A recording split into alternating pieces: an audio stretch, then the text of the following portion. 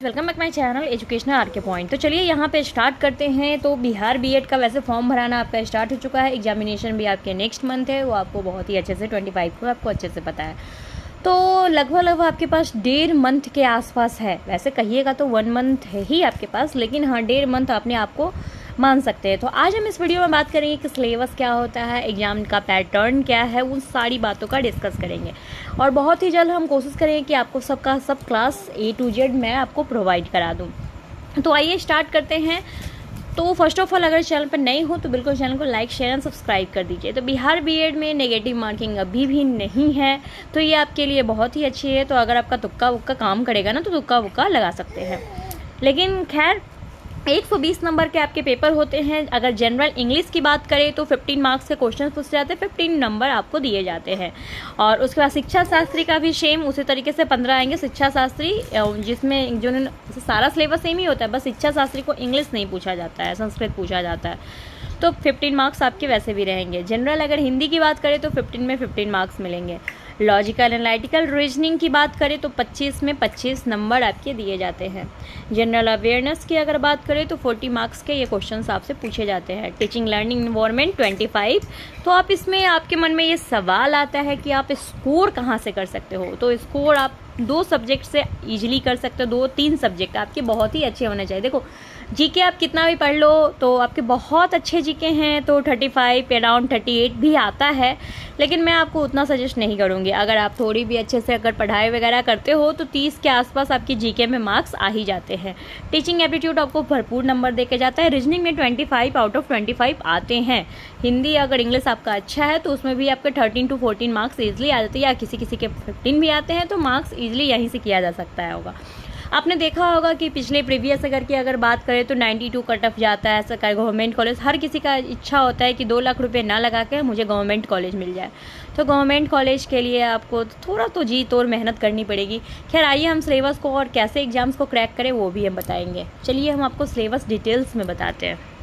तो इंग्लिश में आपके क्वेश्चंस पूछे जाते हैं। आपके fill in the blanks, antonyms synonyms, idioms and phrases, spelling error and word substitutions. और फिर आपके पैसेज भी पूछे जाते हैं जो पिछले 3 साल 2 सालों से आपको देखने को मिल रहा है। पहले ये पैसेज नहीं पूछा जाता था, लेकिन अब पिछले 2-3 सालों से ये पैसेज देखने को आपको मिल रहा है। तो पैसेज भी RC यानी कि रीडिंग कॉम्प्रिहेंशन आपके पूछे जाएंगे। फिर हिंदी की बात करें तो हिंदी में संधि, समास, उपसर्ग एंड प्रत्यय, रस, छंद, अलंकार, मुहावरे, लोकोक्तियाँ, कहावतें, अनेक शब्दों के लिए एक शब्द, गद्यांश, रिक्त स्थानों की पूर्ति, व्याकरण, पर्यायवाची एवं विपरीतार्थक शब्द पूछे जाते हैं। जनरल इंग्लिश कॉम्प्रिहेंशंस ये आपका रीजनिंग है, तो यहाँ पे मिस्टेक्स हो गया है तो इसे रीजनिंग ही समझिएगा। तो रीजनिंग की बात करें तो syllogism, statement and arguments, statement and assumptions, statement course of actions, statement of conclusion, certain and reason, punch line, situation and reactions, puzzles, analytical reasonings में ही आपके पजल्स वगैरह सब कुछ इंक्लूडेड होते हैं। जनरल अवेयरनेस की अगर बात करें तो history, geography, polity, question related social issue, general science, 5 years एवं पंचवर्षीय योजना, करंट अफेयर्स और अदर मिसलेनियस क्वेश्चन आपसे पूछे जाते हैं। फिर आपकी टीचिंग एप्टीट्यूड की बात करें तो टीचिंग में देखिए ये 6 चैप्टर आपसे पूछे जाते हैं। Student related issue, teaching and learning process. आप इस सिलेबस को वीडियो को पॉज कर भी आप डाउनलोड कर सकते हैं।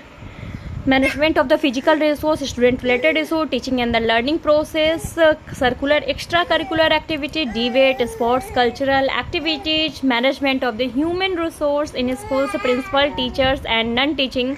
फिर फिजिकल इन्वायरमेंट, भौतिक जो कारक होते हैं, ये सारी चीज़ें पूछी जाती हैं। तो सब फर्स्ट ऑफ ऑल आप क्या करो, 15 दिन का टारगेट रखो। 15 दिन में आप क्या करो, अपने सिलेबस को सबसे पहले कंप्लीट कर लीजिए। जब तक आपका सिलेबस कंप्लीट नहीं होगा मॉक्स में आपके मार्क्स नहीं आएंगे, आप फ्रस्ट्रेट हो जाएंगे। तो फर्स्ट ऑफ ऑल सिलेबस को 15 डेज का टारगेट रखो ताकि हम सिलेबस को कंप्लीट करें। पहले पूरा का पूरा सिलेबस जितने टॉपिक है सारे टॉपिक को पढ़ जाओ और देन आप मॉक टेस्ट लगाना शुरू कीजिए। बस मॉक टेस्ट जितना मॉक टेस्ट सॉल्व कर सकते हैं उतना मॉक टेस्ट सॉल्व कीजिए। उसके अलावा एक्स्ट्रा आप पढ़ते रहिए।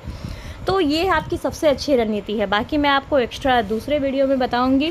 तो आई होप सो कि आपको ये वीडियो, सारी जानकारी, शॉर्ट इन्फॉर्मेशन बहुत अच्छी लगी होगी। देन हमारे चैनल को आप लाइक शेयर एंड सब्सक्राइब कर सकते हैं। Thank you for watching us.